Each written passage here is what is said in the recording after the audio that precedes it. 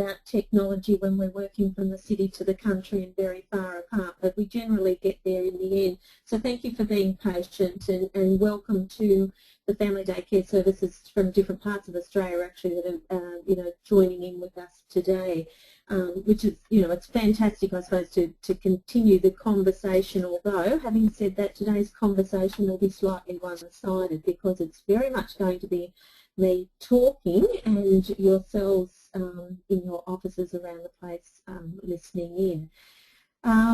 Having said that, we were hoping for some interaction if that's what you want to have happen. If you do have questions, I think there might be an opportunity for you to write them into the panel on the side of your computer screen. Ricky, I can't actually read those questions, but if there's an opportunity, Ricky's going to relay them to me. So if you do have questions along the way, please put them in. We'll do our best to answer them. If we can't, it might be something that we can address through the project website, which I'm sure you're all aware of. And it actually has a frequently asked questions area there. So again, we might be able to use that as an avenue for replying to you. So my name's Nikki Spalding. I've been working with the project team since the project started in support of the family daycare services education and support back in July of last year. Going on the response to the webinar session today, it would seem that many service providers and staff are keen to enter into a conversation around planning for the future success of their family daycare service, which is fantastic. The presentation was developed and is based on a business plan template taken from the Australian Government's business website, and there'll be you'll see that website come up during the PowerPoint presentation. The template has been amended to reflect family daycare service delivery, and it is endorsed by the Department of Social Services and Business Enterprise Centres Australia. Now, the business plan template, along with a copy of this presentation, will be emailed to you once the webinar has been conducted. Okay, so you will get the information as a follow-up, and we do strongly encourage you to access the template if you haven't done so already, and have a look at it and how it may support you in the work you're doing and in the operations of your service now and in the future. So therefore, and I'm hoping that you're understanding what we're going to do today. I'm going to be working with that actual template using the reflective questions and the different segments of that plan that have been put together, looking at it in relation to family daycare. So I'll be basically stepping through it. Okay, the next slide is a little bit more information about the support project. We are funded by the Department of Education and managed by New South Wales Family Daycare in partnership with Family Daycare Association Queensland. The project has included to date research, surveys, sector consultation, peak body collaboration, publications, information sessions, the website, different resources, service support, webinars, newsletters, and a variety of tools such as the business plan that we'll be working with today.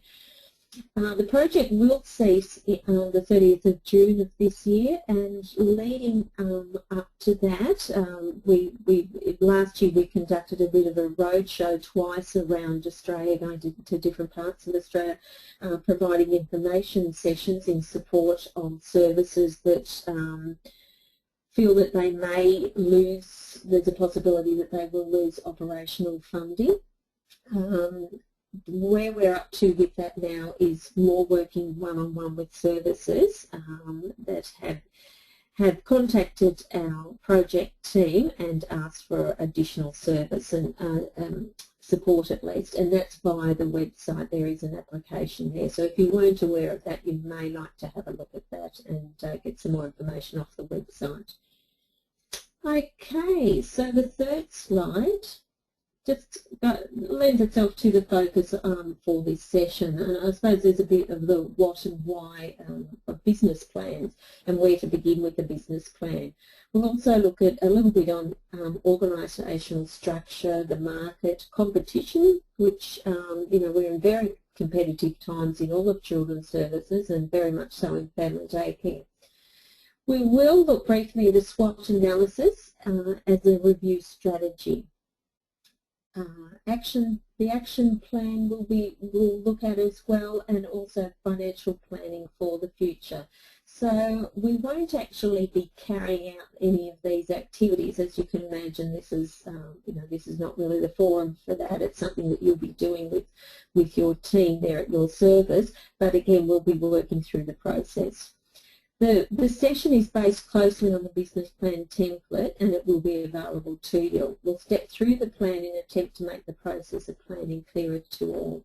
We are aware that some services may work with business plans and or budgets. However, there are many services who have never developed a plan, and we can only encourage that this session is a catalyst for change. The session supports Quality Area 7, which is Leadership and Service Management under our National Quality System, and it can also support your QIP, your Quality Improvement Plan. So keep those two things in mind, that when we're talking about the future of your service, its operations and its viability, there's already guidance there within the documents that we use, I suppose in light of quality as well. Service staff should consider how stakeholders of the service could be involved in this plan. So definitely, it's when you really get into the plan, there's quite a bit involved with it, and a team approach, I think, could be the best strategy. The next slide talks about what is a business plan. So it's a document that describes your business, its objectives, strategies, target market and financial forecasts. It's a blueprint to your business's future. Plans can vary enormously in length, style and content, but the key is to ensure that the document is realistic, practical and regularly reviewed. And again, keeping in mind that this was a generic template for a variety of businesses could use, and we have looked at in the light of the needs of family daycare services. It should not only set the direction for your business, but act as a reference point for measuring performance. So business planning, although a plan suggests that you're looking ahead to the future, it's an opportunity for reviewing the service. It is important to have a business plan, but it's just as important to keep it up to date. It's not a document you create once and store in your bottom drawer. It's a living guide that you should develop as your business grows and changes. Successful businesses review and update their business plan when circumstances change. So that's another thing to keep an eye on, that you'll put the initial work into it, but it is something that you can return to and make adjustments to. If you have a team in your business, holding brainstorming sessions is a good way to benefit from their knowledge. It ensures you're all on the same page and that you also get the support of the team. You don't have to start with a blank sheet of paper, and that's a good thing, like I said, because it could be quite complex. To write an effective business plan, you'll need discipline, time and focus. Although the process can seem challenging, it is very rewarding and gives you a sense of control over your business. You don't, the business plan template and guide, there is more information available on the government's website, so you can access that following on from this session, and when you've accessed the plan off our website. It was created by experts to help you secure yourself financially and achieve your business goals. It gives you a clear and concise process to follow. So that's why we've chosen it, I suppose, on your behalf, and as mentioned before, had others look at it in light of does it meet our needs as well. So the next slide says, why should you have a plan? Being that we're all very, very busy people and our time is precious, and here's something else we're being asked to do. But a business plan provides a roadmap for success. A complete, thoughtful business plan is one of the most valuable tools in helping you reach your long-term goals. It gives your business direction, defines your objectives, maps out strategies to achieve your goals, and helps you to manage possible bumps in the road. Business planning can seem overwhelming and time-consuming, but many successful businesses look at it as an opportunity. Some information will only need to be gathered for your initial plan, so you don't need to reinvent the wheel. The planning process helps you to learn about the different forces and factors that may affect your success. If you're already in business, it helps you to step back and look at what's working and what you could improve on. And instead of worrying about the future, a business plan helps you to give you a sense of control over your business and your livelihood.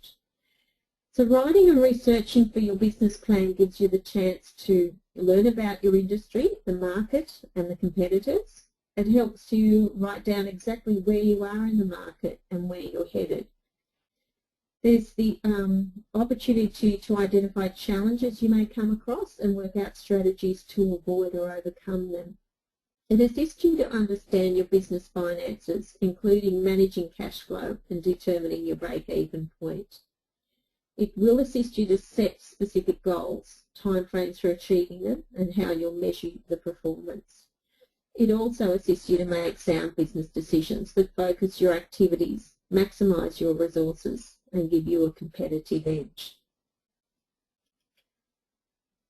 Okay, the next slide is actually the start of the business plan template. So what I've done here is taken the template apart, I suppose, pulled it apart and put sections of it onto different slides. And as I said, we'll just talk through the process of how it's done. I did find that when I was going through it myself, working through it myself, I did find, although we have put it here in a certain order, and I followed the order of the template itself, there's some things that you might find that you're doing at different times, and then collating and putting the information back in its place, I suppose. So although it is a process, it's not necessarily you have to do this followed by this followed by this. As I said, there could be 2 or 3 things happening at one time, or a reshuffle depending on your time restraints. So the business plan template, I suppose this first page is like the cover sheet for the business plan. It's the basic information that will identify your service. So if you have a big business logo, that you could put it on the front of the template. Your name, your title, the business's name and the address for the business. You could also put on this front page the ABN and the ACN, although they do come up in a couple of pages time as well, a couple of slides time. Business plans tend to go, I would think, for at least 3 years. So you would nominate the years you're looking at. So of course, because we're encouraging you to make the start now, we've put in 2015 to 2018. So that gives you an idea of, yes, you're putting this amount of work in, but because it's an opportunity for you to look not only at the short term of the operations of the service, but the long term as well. Prepared by, and that would be your name and those that were involved in putting this plan together. The next slide talks about the executive summary. So the summarising of the information, which is really interesting because after the title page you've got the summary. But what it does, what they do suggest is that you actually complete this page last, taking into account the information that you have gathered.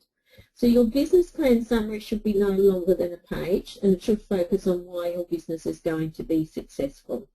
The information included should briefly summarise the more detailed answers provided throughout the body of the plan.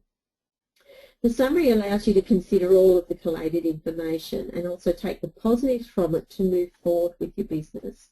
The summary can be used as a report if you're required to share a snapshot of the future of the business to stakeholders of the service, such as management committees, auspicing bodies, educators, others that are either stakeholders or on your team as such. So again, suggested that you do it after you've completed the rest of the business plan and you're taking that snapshot and putting it together in pretty much what would be a one-page report.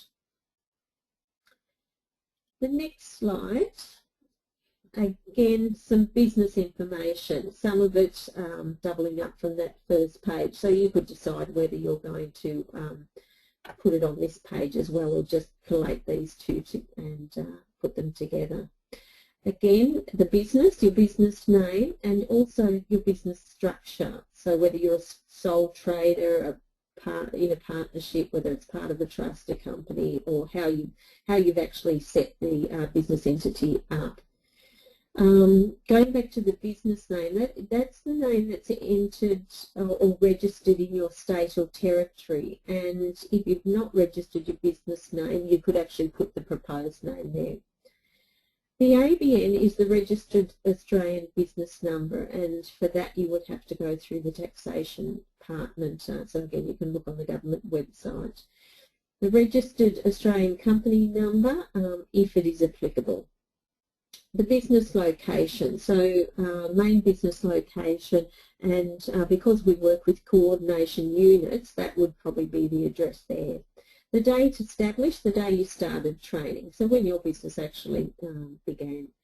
Business owners, you would then list all the business owners at this time.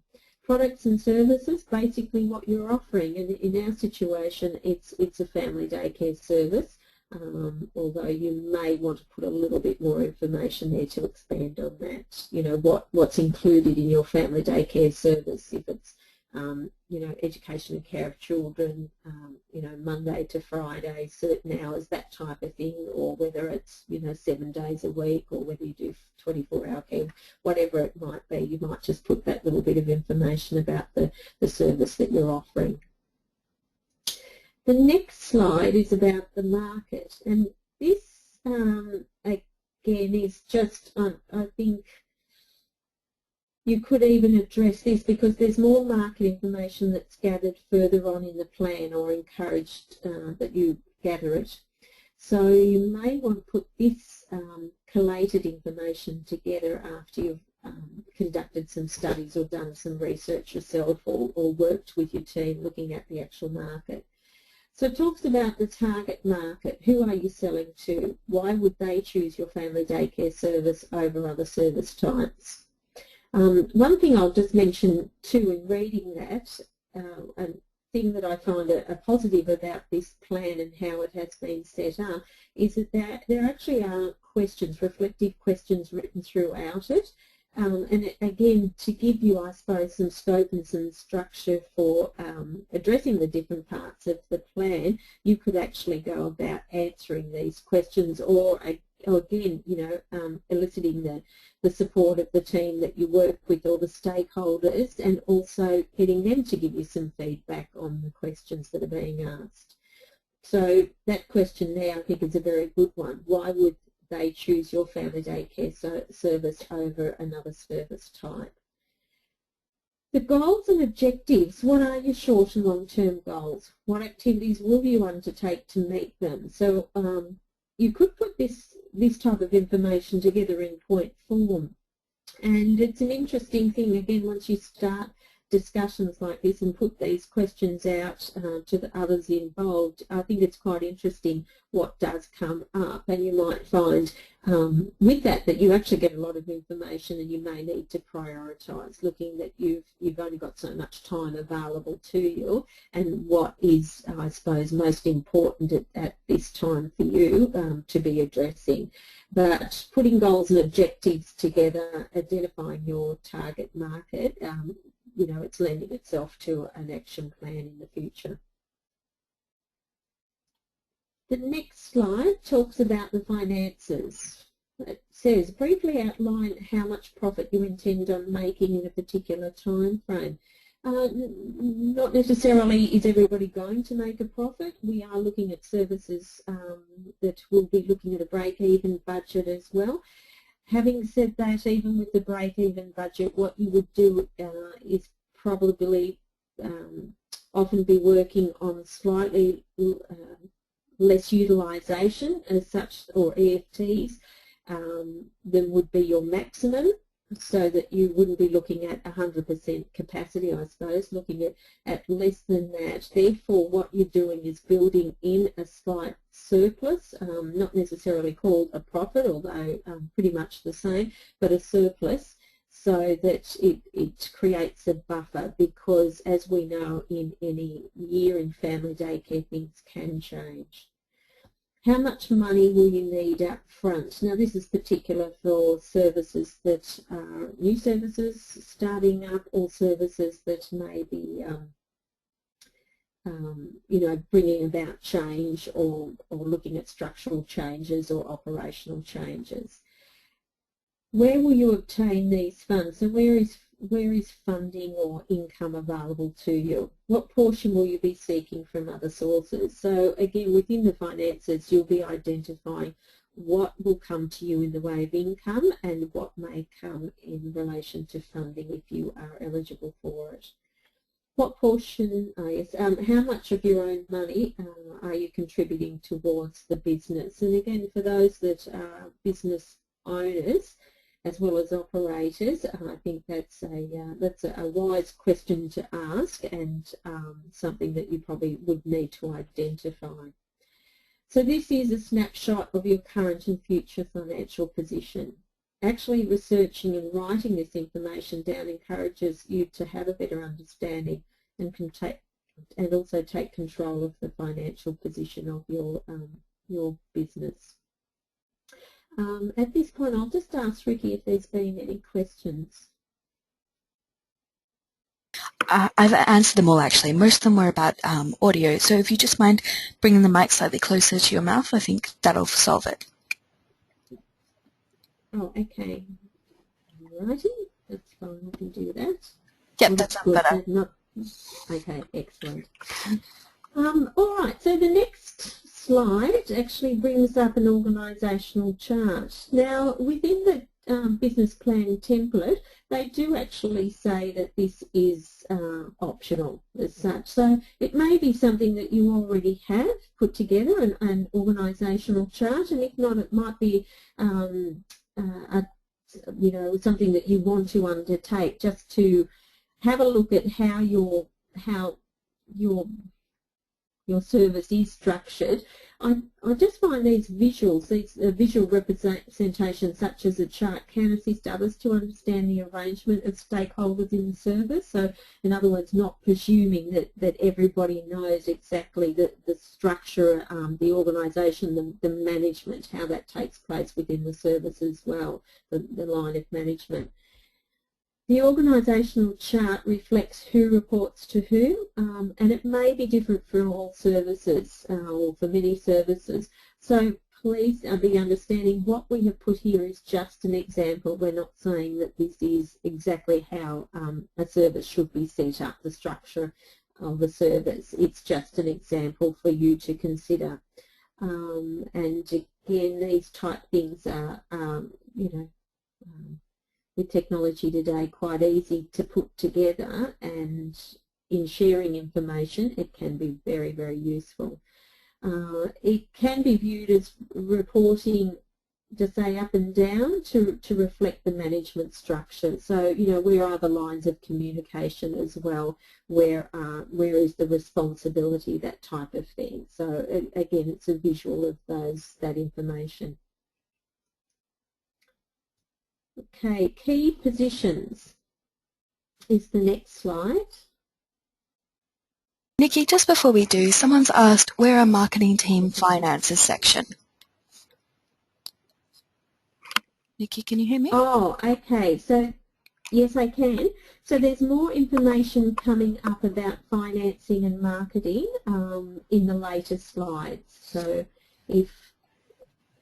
and in there, if they're working off the template, it just again has that information, or those couple of slides that we've already passed, but the actual, I suppose, breaking it down and how to look at it will come up in later slides. So it's like there'll be more information to come.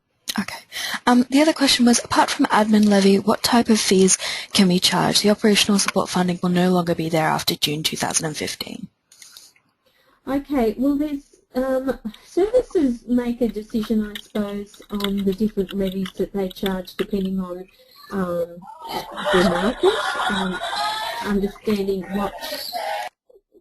what the needs of the service are in respect of bringing in an income and how much, because of course different levies that you might put on might bring in some money, but it may not be enough, just say if you are losing the funding to cover the shortfall there.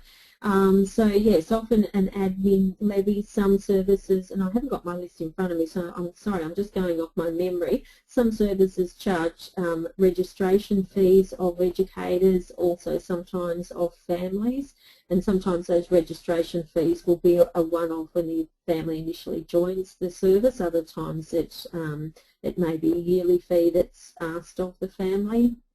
There might be fees charged for attendance for play session. Of course, if there's any transport by the coordination unit staff of educators, that will be charged to the educators, well, hopefully to cover the cost or come towards it.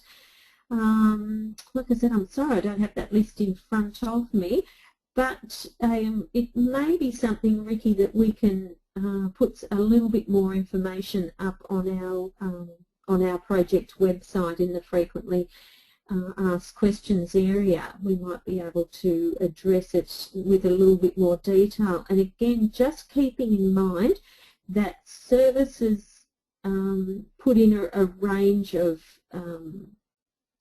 strategies, I suppose, or ways of increasing their income, and it's just a matter of deciding what is going to work for your service, what suits the families and the educators that you work with, what services you're offering, and therefore, you know, a realistic charge for any of them as well.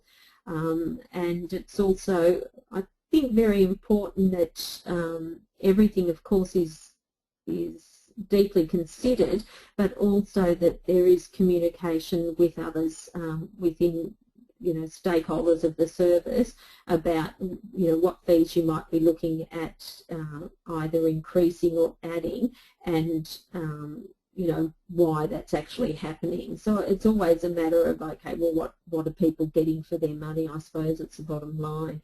But yes, so if Ricky's able to make a note of that, we will put something up on the website, and I'm not thinking today, but it will probably be in the next couple of weeks. We'll put something together there in the way of some suggestions or information that we've gathered from different services. Does that sound okay, Ricky? That sounds okay. I can definitely do that. The last question was, is the levy fixed by the government or the service provider?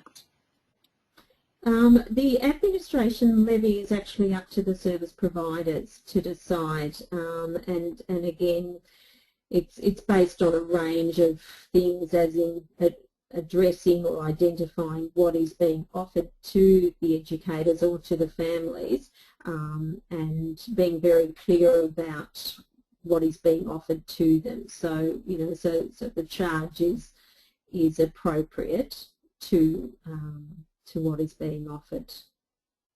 So very much an individual decision for services.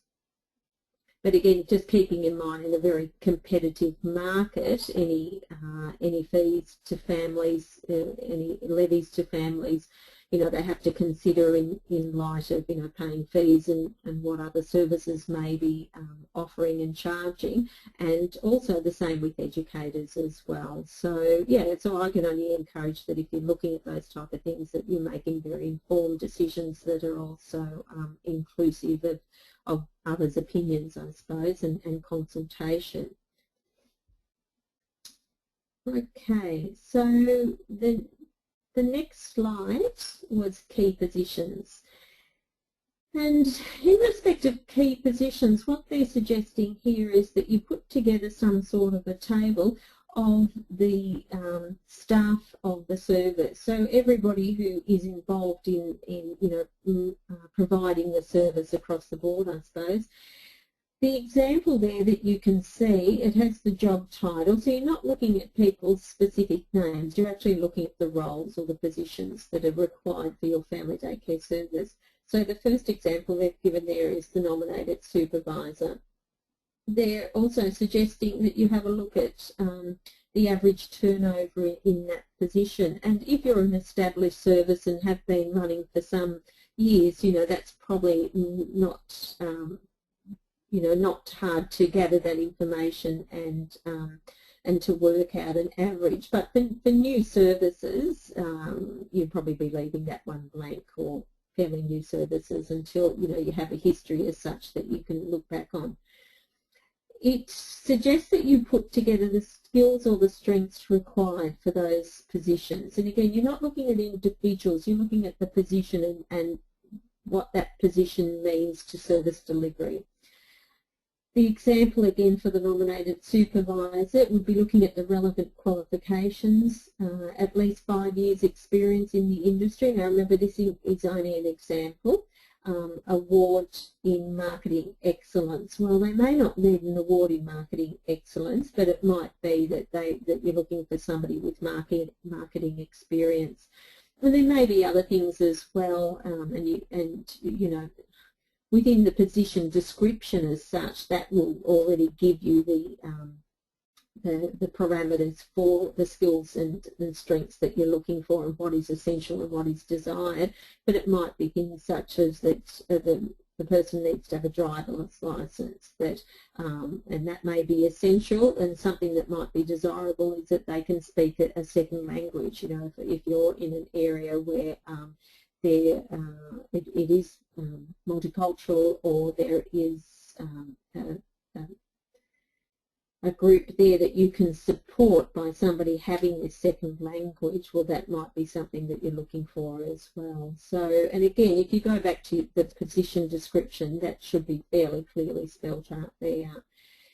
From this as well, although it doesn't show up on the slide right now, but I think it does on the template, what you then can do is consider other staff that you may require. So describe if the service requires additional staff and the position they would hold. So again, it's giving you the opportunity to review the service as it is now and the positions that are there, but also is everything being met, or for your business to move forward, for the service to grow, whatever it might be that you need, that it may be that a position needs to be created, or maybe there needs to be change within the positions that are already there. The next slide is the service description. And again, within the template, it asks you to briefly describe your service. So, and the following points, I suppose, there's reflective questions within each of them on your template that will guide you to gather that information. So the market position, where does your service fit in the market? How do you compare to your competitors? So it allows you to think about that objectively and put some information together from what you know, or from research you might put forward. Anticipated demand. So what is the level of demand for service that your customers may require? For example, how much care will an individual family require in 12 months? That, again, if you have been fairly well established for a period of time, you might be able to put something together as, what is the average care that an education the family requires with your service. And you might find that, the majority or the average of families are looking for care for 2 children 3 days a week, or something like that. So again, going back to putting some statistical information together to I suppose, to guide that answer. Also allowing yourself then to consider the future and what is the anticipated demand, so looking forward. Pricing strategy. Do you have a particular pricing strategy? And that's a fair question, again, in light of when we're looking at levies and charges either to educators or to families. How are we putting together these ideas as such? How are we putting a dollar figure on what we're offering? So therefore, what is the pricing strategy? What discussions have gone on, what research? Levies, etc. If you don't have a strategy, this could be an item for your action plan. Okay, so again, towards the end of the template, it does encourage you to put together an action plan. So within that, you might identify when you're answering these other questions that actually we don't have a pricing strategy, that maybe that's something that we could work on. And again, with looking at the resources that we've tapped into, there might be more guidance for you there. The value to customers. Okay, how do customers and clients view your service? Is it a necessity, is it a luxury, or is it something in between? And this relates to both families and educators. And again, we'll talk a little bit more about this in a few slides' time. The growth potential. So what's the anticipated percentage growth of your service in the future, and what will drive the growth? So having said that, not all services want to grow. Some services may wish to just maintain the number of educators and families that they support within the community. Others may see there's an opportunity for growth. So again, it's looking at anticipated percentages, where that growth will come from, and I suppose therefore how you're going to meet demand. The next slide, which again the information is there on the template that you'll be referring to, is about insurances, and it just looks at different insurances that that you may, some of them you may want to consider, and others are necessities for any business. The first being workers' compensation. So you provide details if you have workers' compensation insurance, and it is mandatory if you have any employees. The public liability insurance, it covers third-party death and injury. So again, that is a necessity. Professional indemnity insurance, it covers any legal action taken out as a result of your professional advice. So that's maybe something that you want to gain more information on. Product liability insurance covers, again, any legal action that may result of injury, damage or death from your product or service. Business assets. In the event of a fire, burglary or damage, for example, building contents, motor vehicles, that type of thing. So it means looking at insurance for those, whether building and content for the business. Business revenue. If you have insured your business in the event of business interruption, where you cannot trade because of a particular event and are unable to make money, there's also income protection insurance as well. So again, there's safety guards if for some situation the business or yourself as a business owner or as an employee, however it's going to work, are unable to continue to earn an income for a period of time, that would cover you then. These are things, though, that again we will just allude to, and the template, I suppose, filling it out encourages you to find out more information and what is relevant to you, and also what's a necessity of the service. The risk assessment. This is looking at it from, I mean, we're probably in children's services, we're all very used to risk assessments and putting them together in relation to the children's health and well-being, you know, when we're looking at environments, excursions, that type of thing. This is coming from the perspective of a risk management or risk assessment of our actual business.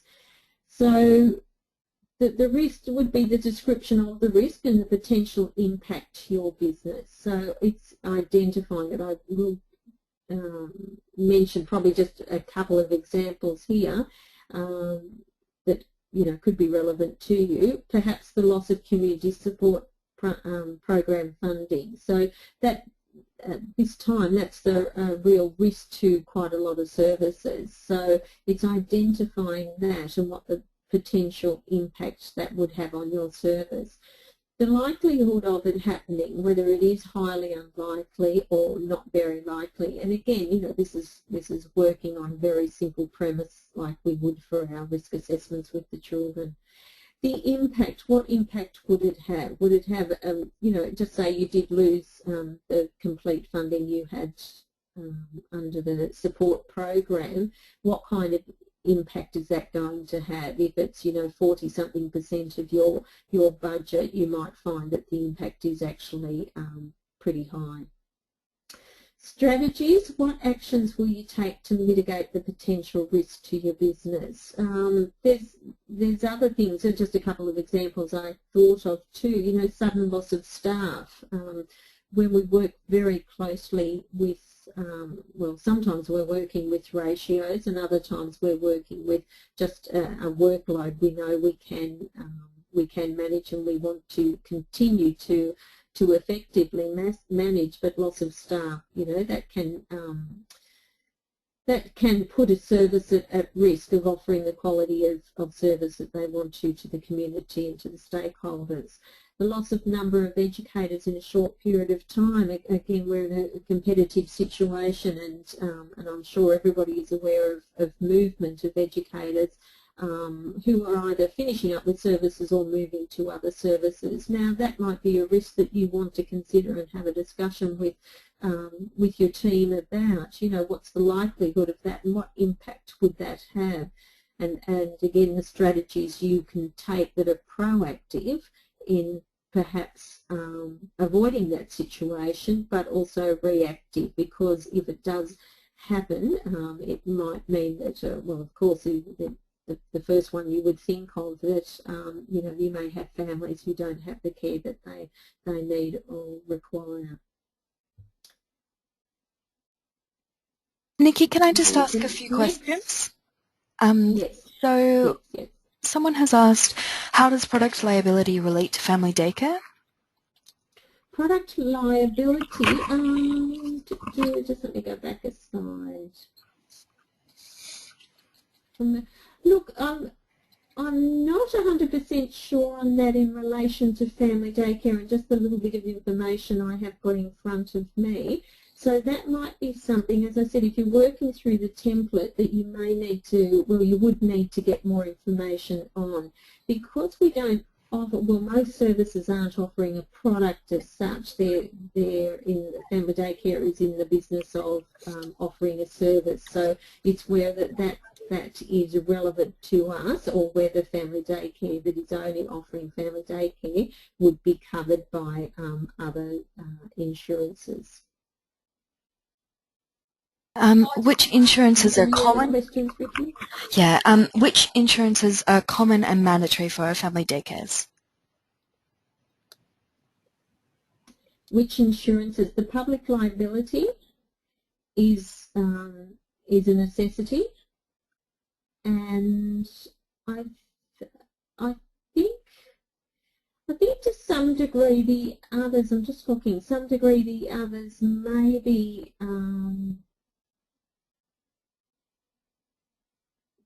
well, business assets, if you're looking at buildings and motor vehicles and things like that, I don't know if that's so much a I think it's something most businesses would need to take out. So that would be an insurance that you would be looking at, only that because of the impact, if anything did happen in the way of, you know, loss of a building or a motor vehicle, something like that. So you would want to be insured for that. And the others, again, you have to look into whether they are compulsory or whether you actually do have some, you know, leeway for making a decision yourself there. Workers' compensation, again, if you are employing any employees, that is also mandatory. And someone's asked to expand on risk management by giving more examples. Oh, okay. Yes. Okay, so I'll just go back to that slide. Yeah, so like, what did I put? I put the loss of funding, loss of staff, loss of educators in a period of time. I think I think the thing is to think of anything that could impact on your services delivery. That's not minor as such. That's not minor. You know, it could be something happening within the management structure of the service. It could be something if services are privately owned. It could be something that happens within, you know, the finances or the ownership situation there. Just trying to look.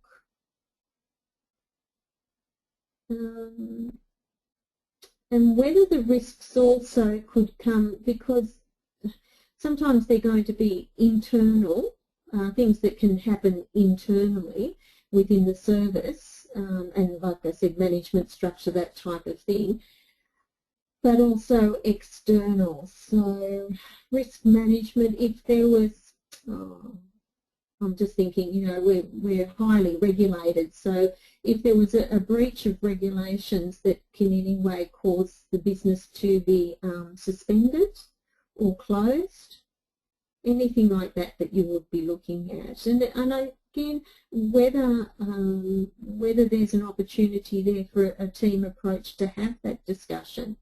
And it's to some degree, it's almost like we don't want to go there. You know, we don't want to dwell on the negatives, but it's just an opportunity for the team to have the discussion, to identify possible risks. And again, I think brainstorming could be very wise in this area, and putting forward strategies, whether they might be, as I mentioned before, proactive. Okay, well, there are things that can be put in place so that the risk is either negated or minimised, or reactive, as in if something did happen, well, this is how we could respond to it. Look, I'm just even thinking of, you know, we've had some interesting weather of recent times. You know, are there things beyond our control as such, but that could actually affect the business operations? So again, probably the more major things though that you would be looking at. Any other questions, Ricky? Yeah, someone has said no or low demand for service is a risk factor. Yes, that's very true. And you know, again, it's a competitive market that we're working in and trying to survive in, and services are.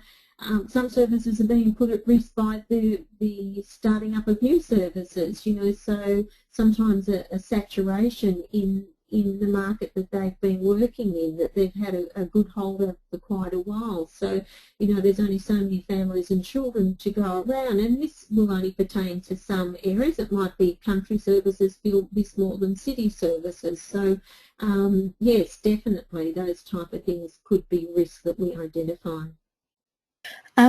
Someone said, do we look at threats only or threats and opportunities?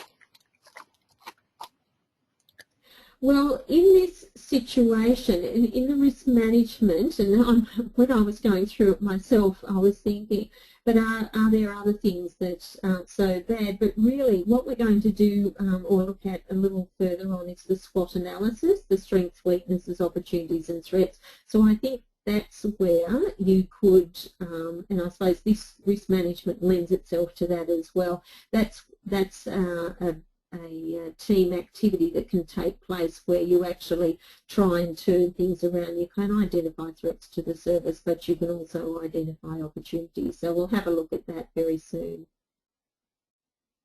Someone said, what about areas of educators, owners not getting the same vision? Legal issues are also risks. Yes, yeah, good examples, and that's what I mean. You can see from you know, people considering it already and putting other things forward. That's the value of brainstorming and getting some ideas so that you're not kind of tunnel visioned, which I think I was when I was putting my answers together, or my examples together, was kind of at loss at the time. But yes, as I said, there's going to be internal risks and there's going to be external as well, and some we might be able to identify before they happen, and some we won't. They'll be very unexpected to us, but definitely a teamed approach for this discussion, and also the SWOT analysis. Okay, and the last question is, where can I find the application to apply for CSP funding, and when does it need to be submitted? For, what was it, which funding? For CSP funding, Community Support Program funding. Oh, okay. Well, you can go onto our project website, and there are links there to the department. And if you're a new service or you're looking at starting one up, and you're wanting to apply, you could look at the application there. Otherwise, for services that already are receiving funding, as you'd be aware, the department will only accept applications for funding from July 2015 on in April of this year. But definitely go on to the department, go to the department's website via our website if you wish. The links are there, very straightforward. Okay, so Ricky, I'll just move on to the next slide, which looks at legal considerations. What it suggests within the template is that you actually list the legislation which will have some impact on the running of your business. For example, the specific legislation under which you operate your service. And also consider other examples like rental agreements, pending legal action, anything like that. And they're just the examples that they put together. But keeping in mind being legally compliant relies on being aware of rules and regulations. So some examples that you should be aware of are below, although service operators may require specific advice in this area. So again, we're just putting forward some ideas, some suggestions, but this is something you may need advice, and often the department, or I'm hoping the department could let you know if, particularly if you're a newer service, what legal considerations you have to make. Some of the ones that I just put together in a list, of course, that stand out very clearly are education and care services, national law and regulations. There's the occupational health and safety, work cover, equal employment opportunity, there's the Privacy Act, anti-bullying laws, there's Australian taxation laws. And again, so that's just a short list of things that we need to be aware of, and that might pertain directly to the operation or the service management, but keeping in mind there's quite a lot of other things too. I'm just thinking of educators using different equipment that has to meet Australian standards, those type of things. So there's quite a few things that we do need to be aware of. So what they're suggesting is that you do put a list together so that it is very clear to you and others what laws and regulations you are working with in Australia. The next slide is operations, and what it suggests here is that you actually describe the processes that are involved with recruiting staff, recruiting educators, and also enrolling children and families. Okay, so it's actually suggesting that those processes are very clearly defined. What I did consider with each of these as well is that there should be policies around recruitment of staff and educators, and definitely the enrolment of children into the service. So when you're putting this information together, you should be able to look at that policy and your procedures and see that the process is outlined or clearly defined. And it's important to have it clearly defined because that allows for consistency and transparency.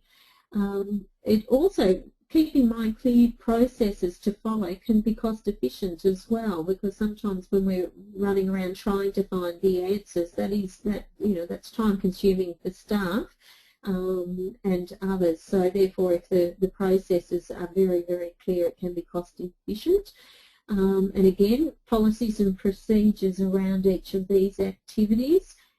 If you identify that that there are gaps in the information that you're looking at, again going back to your policies and procedures, this could be then an area for improvement. It might be something that you put on your action plan that when you went back to this information, it didn't spell out processes clearly to you and to others who might need to refer to that information. Therefore, you might have to do some more work on those policies and procedures.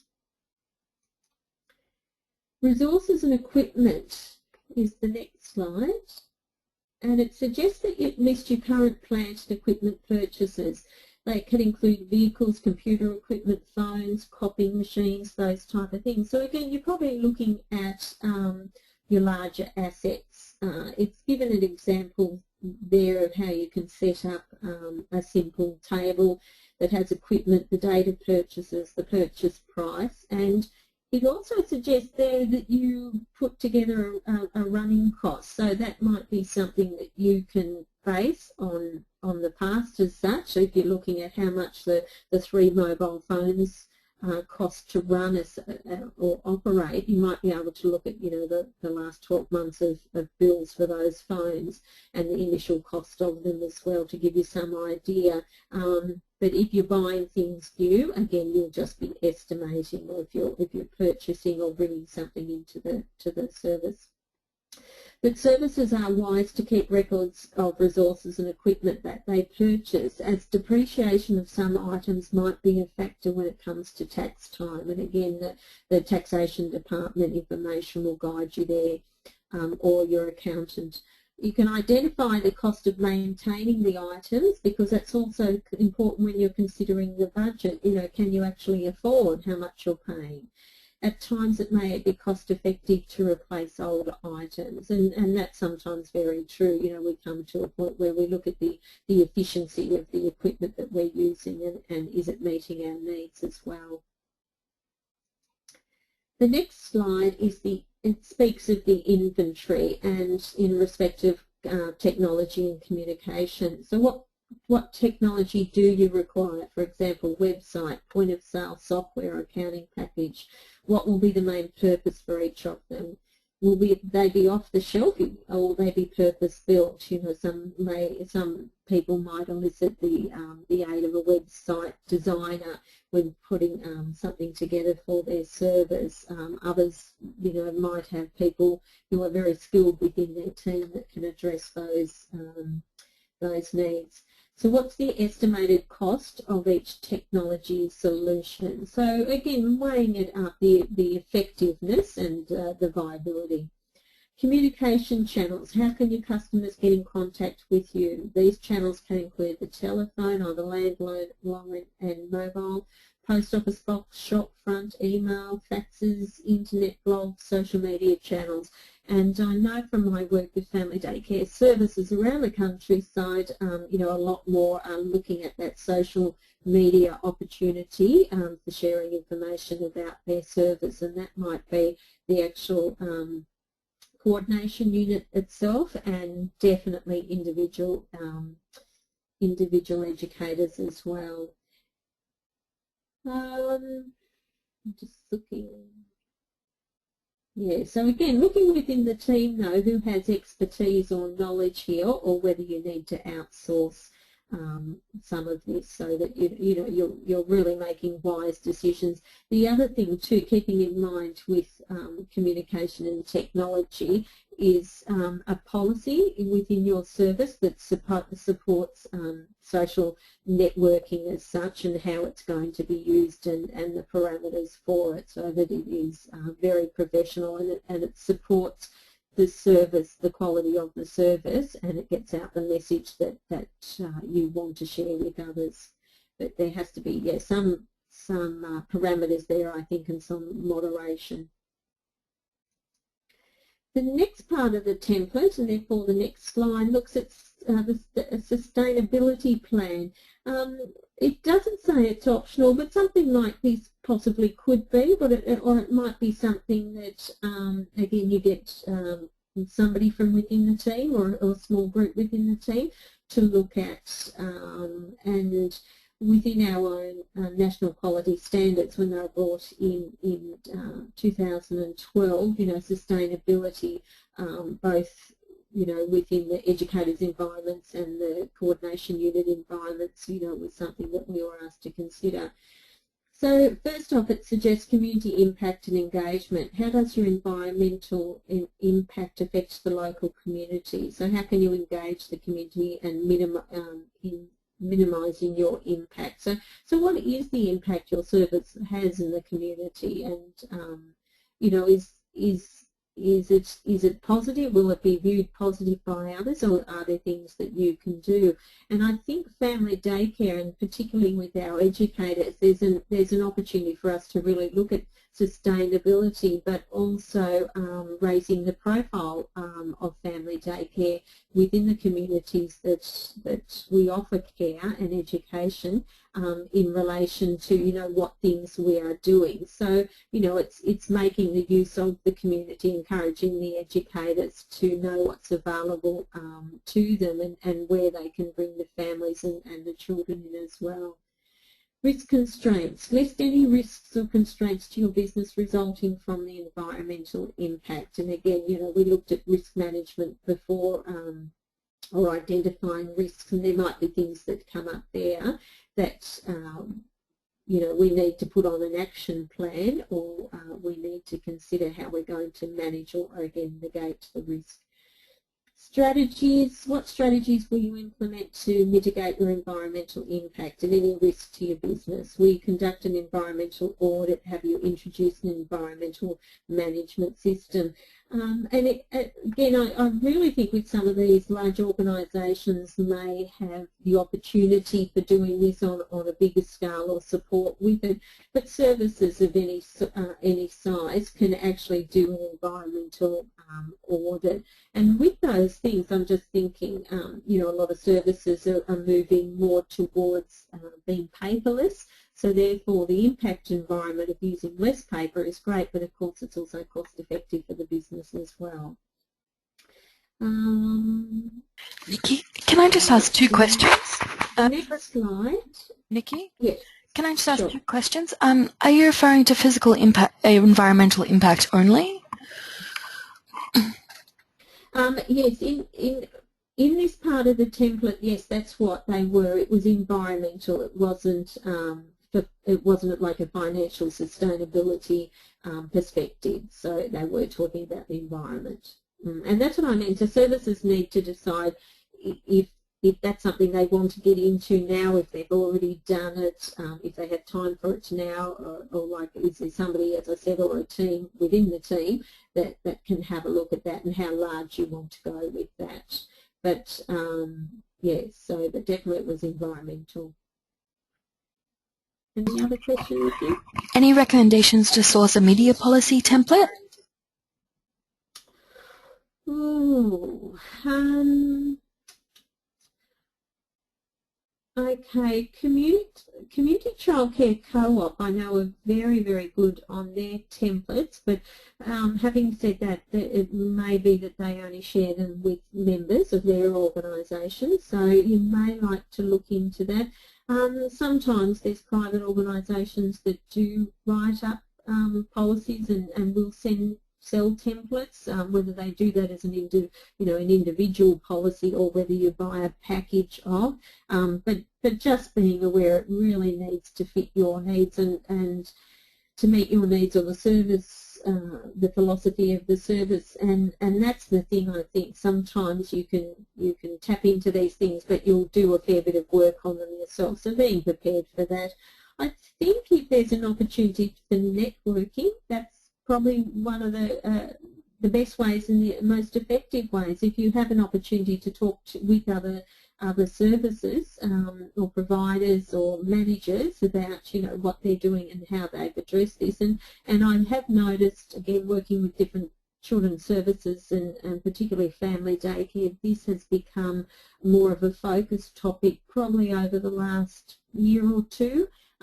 As educators are wanting particularly to use social media to, be in touch with each other and with their families, and services have also wanted to address social media, particularly from a marketing perspective and communication, again, with families and educators, but it's setting those parameters, putting those parameters in place so that it remains very professional and the contact is very appropriate. So, yeah, so if you've had an opportunity for networking, I think that would be a great avenue. Otherwise, let's see what community childcare have, or our other peak bodies as such.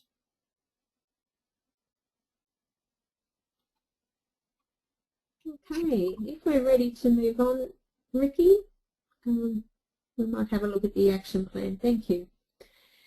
This is the action plan, and it's very, very simply done, and I did notice that really throughout this whole business plan template that their suggestions, and particularly their charts, have been simply addressed, and I think that can be quite wise. I don't think we need to make it harder or more complex than it is. An action plan, sustainability strategies. Oh, this is the action plan following on, sorry, from the sustainability plan. I'm thinking it's an overall action plan that's sustainable. So it's suggesting some examples there. You might reduce your water consumption. So the action would be, okay, how about are you going to do that? You know, are you going to put in, you know, I know some services have put in water tanks so that they're, you know, using that for gardens, just saying, watering lawns. Responsibility. So who's going to be responsible for seeing this through? Again, when we get to action plans, they can tend to have quite a few items on them, things that need to be addressed. So it really shouldn't be the work of one sole person, but sharing those responsibilities around. Giving a time frame, a month, that you might want things done by, or a year, I think is a sound thing to do. Without time frames, things can be very, very overwhelming. They can either drag on, or you can feel that you don't have enough time to complete them in the manner that you wish to. So definitely putting some time frames in, I think, helps everybody. I'm just looking at other examples. They had reduced water consumption, reduced energy consumption, and I know of services that I visited, you know, sometimes just putting simple messages above light switches and that are just reminders for people to turn switches off, to turn lighting and things off, putting in, you know, energy efficient globes, you know, a variety of small strategies can all go towards helping. And whether it be, you know, long term, you might be looking at something like putting solar panels in that, you know, that will support your energy supply there. Reducing service waste. So, you know, how can that be done? And again, if you're looking at going more paperless, that will obviously help reduce waste in the short and the long term, as well as cost. Okay, the next slide. I'm just keeping an eye. We're trying to finish by 3, so I'll move through. But Ricky, happy to take those questions. We seem to be managing with them. Looking at the market, what statistical research have you completed to help you analyse your market? And did you use surveys, questionnaires or others? And of course with this plan, if you do use any tools or gather information like that, it's a good thing to put it with the plan so you can refer to it in the future, remembering that we're doing this plan over 3 years as suggested. Any marketing strategy should be assessed for the outcomes they produce. In other words, you know, if you brainstorm, we can get some wonderful ideas for marketing and advertising our service to the community, but really what are the best ways to do it that will bring in the greatest income but maybe at the lowest cost? What was the effort and financial cost involved, and what was the result? Who are your targeted market, and how can you best reach them? You may source statistical information such as projected population and commercial growth in your area from local governments. So local governments always have planning. They do strategic planning and planning for their communities to say 5, 10, 15, 20 years ahead, that type of thing. And that I think pretty well should be available to the communities. So that might be information you can access. How crucial is word of mouth for bringing in new families, new educators and new staff? And again, in my work with family daycare services in different places, if you ask them, you know, how important is word of mouth, that they would say in promoting their business, in advertising their business, it's crucial. So it's a matter of everybody realising that and how they're supporting that. So the best message is getting out to the community about the service you provide. The next slide is about the customers, customer demographics. Define your target customers, who they are and how they behave. In other words, the location of the service to their work is an example that's put there. You know, where do families work? How far are they prepared to travel? You know, do families prefer care and education that's close to their work or close to their home? You know, those type of things. You know, finding that information out so you're understanding customer demographics. You can include age, gender, social status, education and attitudes. And if there's a lot of things available again, even within new computer programs, Microsoft programs and that, where you can actually put statistical information in and create charts. So again, you get that visual of how things look for your service. So when you're looking at what's current, that will help you perhaps look to the future as well. Key customers, identify them. These can be your largest group of customers whose satisfaction is key to the success of your business, and how will you target your service to them. I don't know if I mentioned, but I'm speaking to you this afternoon from Albury down on the New South Wales-Victoria border, and we have a large army base over on the Victorian side. So, you know, in that, you know, there may be a key amount of customers within the Army personnel there. So, you know, it's understanding again the demographics and the community and the marketing opportunities. Customer service. How will you maintain a good relationship with your customers? What techniques will you use? How will you keep your customers coming back? So that's that obtaining, maintaining, retaining.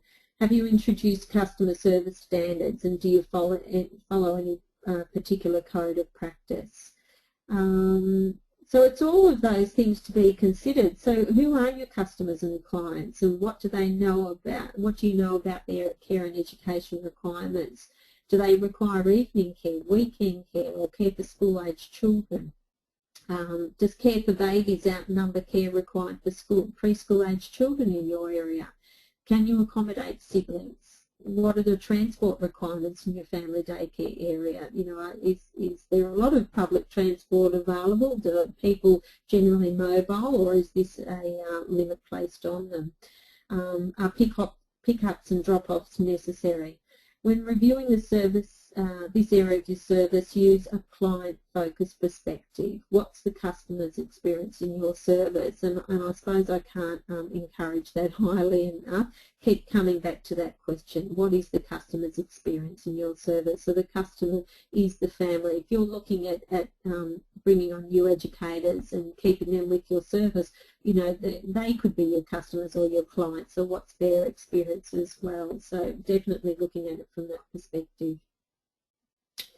The next slide is the SWOT analysis, and anybody who's been to any sessions I've done will know that I really think the SWOT analysis is a fantastic tool or strategy to undertake with the team. The family daycare team should be involved in the SWOT as the different perspectives are key to its success. Action plans can follow a SWOT analysis because often you identify directions that you want the service or business to take. So what you've been doing, list each of your business's strengths, weaknesses, opportunities or threats in the table, and then outline how you plan to address all of these, particularly the weaknesses and threats, which could then become opportunities. When you identify strengths in the service, can they be used in marketing your service in the community? So again, looking, you know, doing this initial activity with the team can lead you in different directions. It can actually provide you with quite a lot of information. So where are the opportunities? Often when we identify a weakness or threat, it can be counteracted by addressing the opportunities it may also provide. So an example there I put is that there's an unmet demand for school-aged care during school holidays in your area. Okay, so you've previously turned families away, so therefore that becomes a threat or a weakness in your service. But you decide to conduct a marketing campaign, which is an opportunity, over 6 months for new educators who will offer school-age care exclusively, either exclusively or as part of the broad age range program that they offer. So again, recognising where the service is up to now, but where are there opportunities there? What can be addressed? Where can you move forward? The next slide refers to the competitors. And I thought this was interesting even for myself, looking at this part of the template and considering it. I think sometimes discussions about our competitors within family daycare, and whether it be from the educators or the service staff perspective, the coordination unit, I think sometimes it's a conversation that might be had, and sometimes over a coffee or a lunch break, or that, you know, loosely within a meeting. But this actually gives us an opportunity to really consider in this competitive market, who are our competitors, what do we know about them, and where do we sit with competition. So how do you rate against your competitors? How can your business improve on what you offer or on what they offer? What I suggest here is objectively and professionally assessing who your competitors are and what they offer the community can assist you to plan for the future as you identify markets which you can tap into. And I go back to those keywords there, objectively and professionally. So it doesn't have to be you know, a bit of a witch hunt or anything like that. It just can be from a business point of view, understanding the market you're in and those around you, what they're offering, and again looking at the opportunities there for yourself, your service in the future. Ricky, were there any questions? Market share, how do we get these figures? Market share. I'm just trying to think of best ways. I'm just going back to that actual slide. What statistical research have you completed to help that you have analysed your market? The census information is always available on the government's website. So the census is done, I think, every 5 years. So you know that's not too many years ago. I forget when the next one is due. But going back to that information, because that actually tells you it breaks information down to demographics in different ways, but definitely, you know, the ages in different communities, the number of children that families are having, or the average number, that type of thing. So you might be able to get information there, but it also will tell you information about, you know, families' work habits as such, travel habits, you know, their family needs as well. So there might be some information you can derive from that. I'm not sure how specific councils will be with the information they have available, but it might be something you could look at your local government website and see if they have something available, or otherwise give them a call, give somebody a call and see if you can talk to somebody about statistical information that might be available to you. I'm not sure that there's anything, just thinking Family Daycare Australia may have information on their website as well, which may give you some information or support with what you're looking for, but whether it's specific to the needs of actual communities or service areas as such. So yeah, so I'm not sure that I've got any more ideas on that one. Again, networking, if you have the networking opportunities, others might have already gone down that path and they might be able to give you ideas of where they did gain information from. How can we find out our competitors' weaknesses and strengths? Competitors would be unwilling to share such info. Yeah, I think, no, you're right. I don't know that it's necessarily a conversation you could have over the phone. I think it's from your knowledge of who's in the community, and again, there's word of mouth, and also if sometimes we have families that come from other services, have we gained any information from them about why they've made the move, why they've chosen your service over another? How did they find out about your service? All of those type of things, will help you with your marketing and understanding your competitors. The other thing is when families and educators leave our service, has anybody had a conversation with them about, particularly if they're going elsewhere, how did they make that decision? And again, trying to do this in not an emotive way, but in objectively gathering information so you understand, you have a better understanding. So a lot of it, I think, will be gleaned from what you actually do know about the other services, and that may be indirectly. It might be information that you actually get off their websites. If they've got websites with information about their service, what type of things they're offering, that will also assist you just to understand how they are operating, and so where there might be similarities or differences there. And someone has said, I've tried local government, but they have a family daycare themselves, so they don't share this info. Oh, okay. Well, that's a shame that somebody's hit a roadblock there, because I had just felt that there probably would be generic information available. It may not be specific to just family daycare or children's services, but generic information about the community, the families, the projected growth, because that is part of what councils have to do, and local governments have to do. So, yeah, so like I said, it's a shame to hear that somebody's already hit a roadblock there, because again, you're just trying to, I think it depends on what information you're asking for as well. I know sometimes services aren't willing to share information specific about their fees and levies and that type of thing, but more generic information you might be able to tap into. All right, that's it. Okay, will we keep moving forward?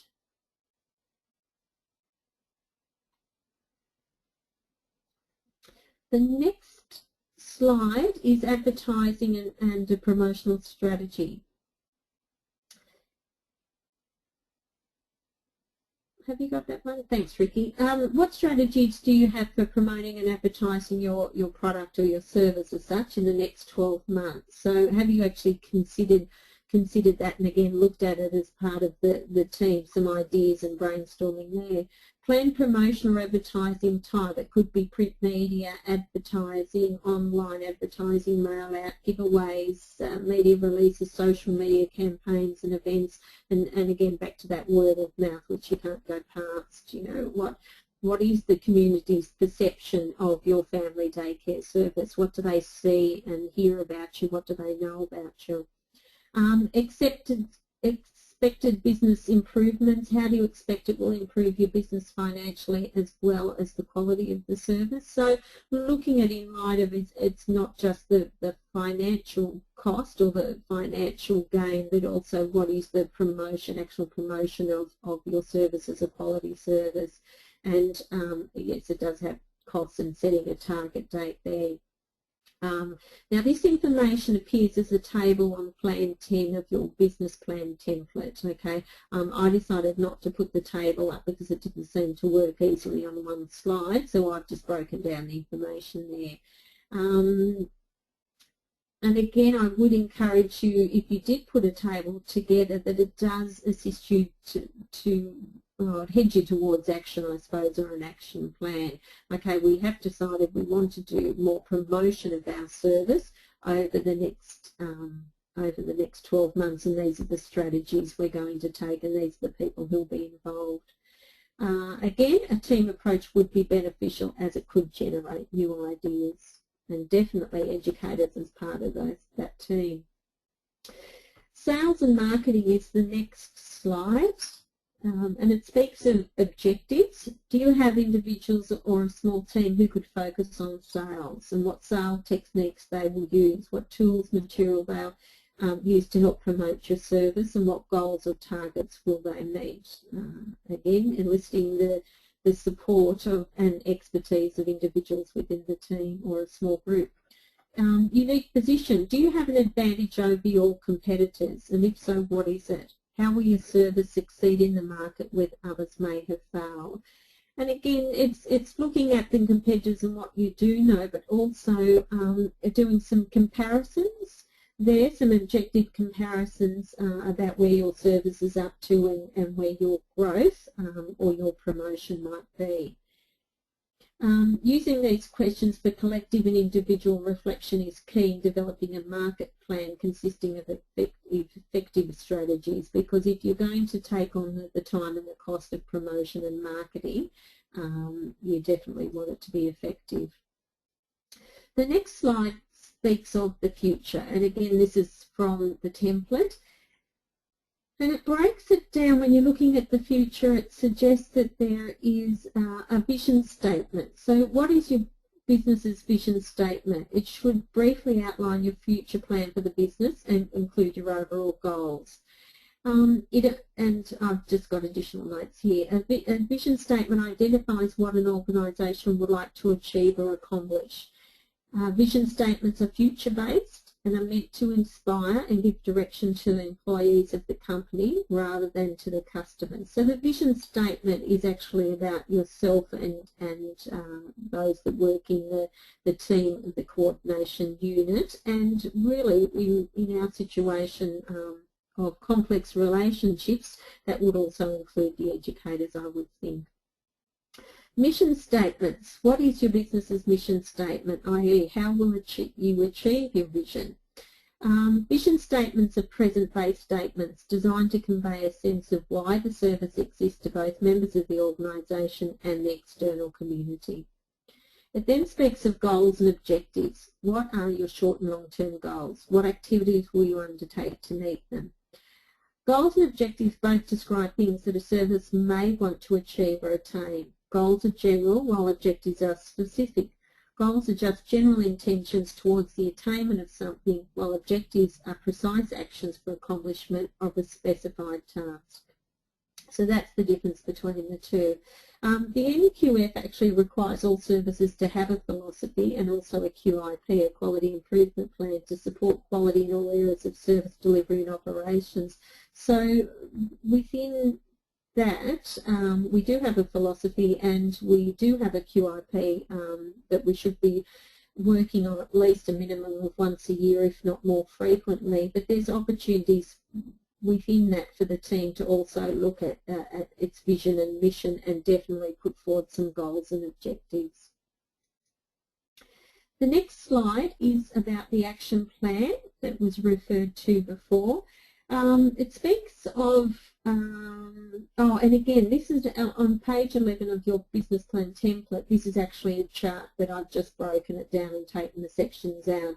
It talks about a milestone. What are the business milestones that you need to complete starting from today? So that's very action orientated. What are you going to take away from today? What is going to be the first thing that you do? And it might be to make sure that you download the template and that you make a date for working on it with the team for starting, and an opportunity for starting there.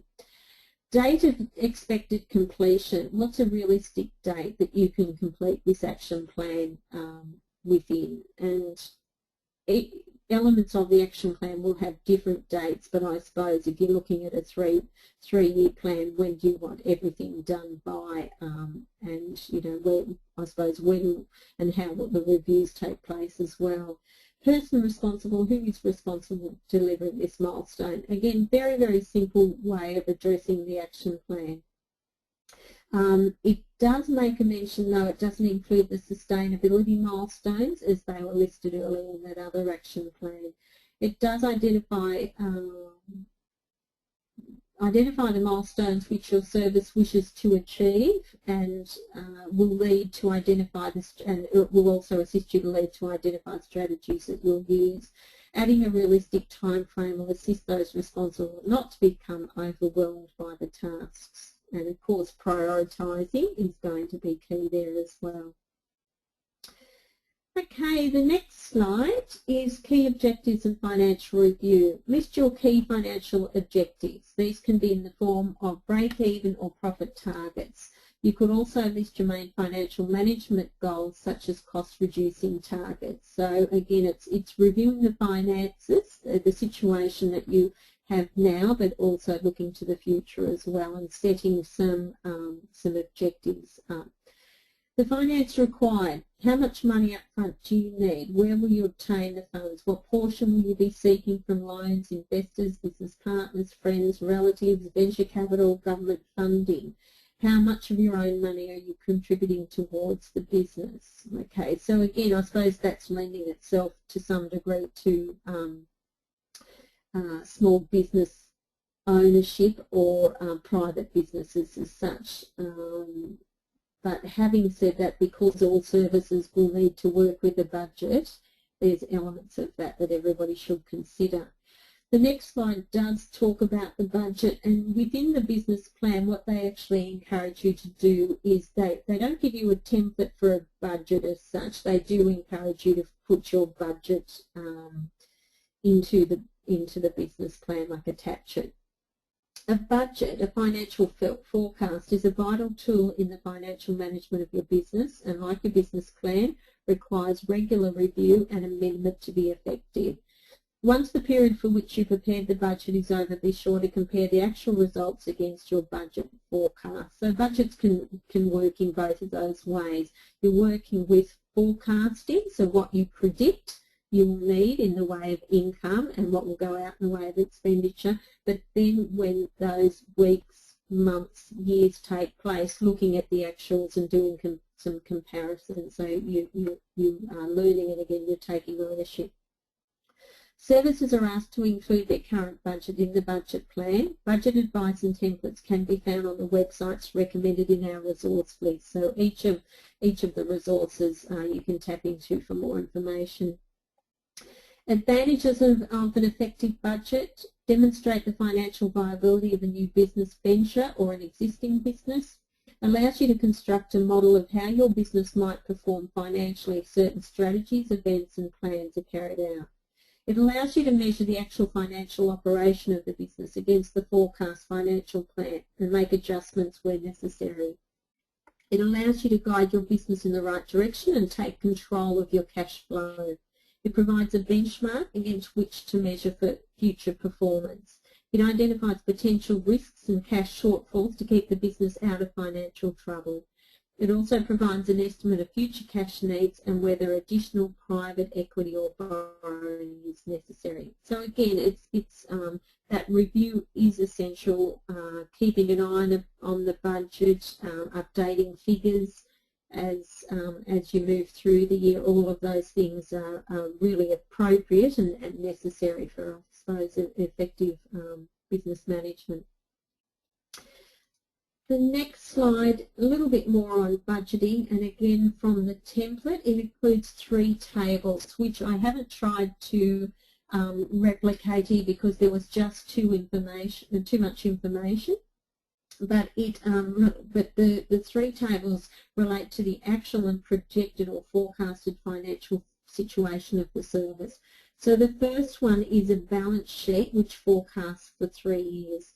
Services may consider the creation of a projected balance sheet as a way to facilitate long-term strategic planning, and it does break it down, and you can have a look at what your income and its expenditure is, and add it to the template.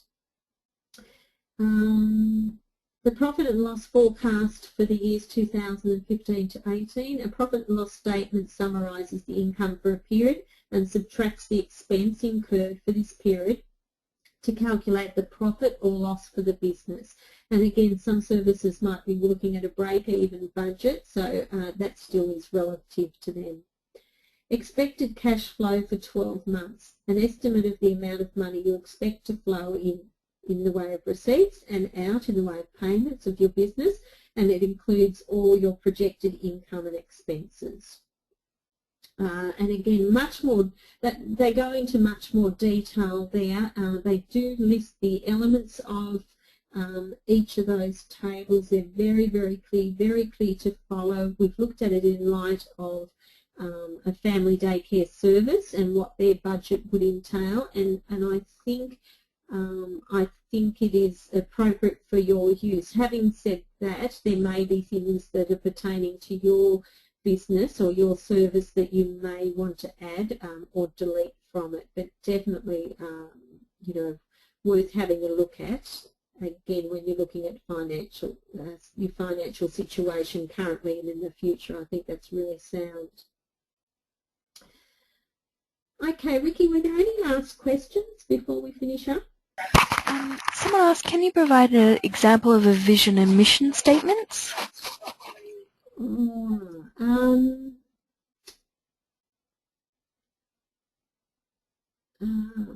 I haven't, I'm just looking at the time that we have, and I haven't got anything in front of me, and it'd be something that I'd have to have a little look through, and I'm just wondering again, Ricky, if that's something we might be able to address on the website, if we can make a note of that and put something up. Definitely, I can do that. Yeah, all right, that might be good. And even if we're directing people to where, you know, there are some good examples that are very relative to family daycare. But yes, as I said, a lot of services, I've noticed a lot of services, because we do have the requirement of a philosophy or a statement of philosophy and a QIP, some won't go to a mission statement or a vision statement, and it really, I suppose, depends on the individual organisation, and sometimes it can actually be a requirement of the organisation that may be auspicing the service as such. They may require that, you know, that the service does put one together. So it's not something that everybody has to have, but it may just be something that you want to do. And sometimes it can be a good way of focusing the team. You know, when we're talking about teams and working towards common goals, this is sometimes a way of working out, well, what are those common goals? So, yeah, so we'll see what we can find and share that information. Anything else, Ricky? No, that was all.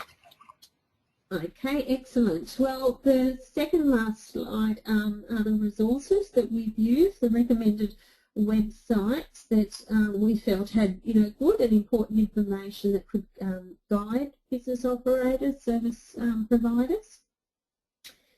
So we would encourage you, when you do get a copy of this presentation, to follow up with any of those, but they did provide a range of information, and it does include, you'll see, Creating Our Future, and that's the guide that was put together for in support of the our project and the community support program, and that was developed late last year, and that's available either in hard copy or on our website. So it does have business information that is specific to family daycare. So if you haven't referred to it yet, I do encourage you to now. And the last slide is the contact details. You can email us directly, or there's a phone number there.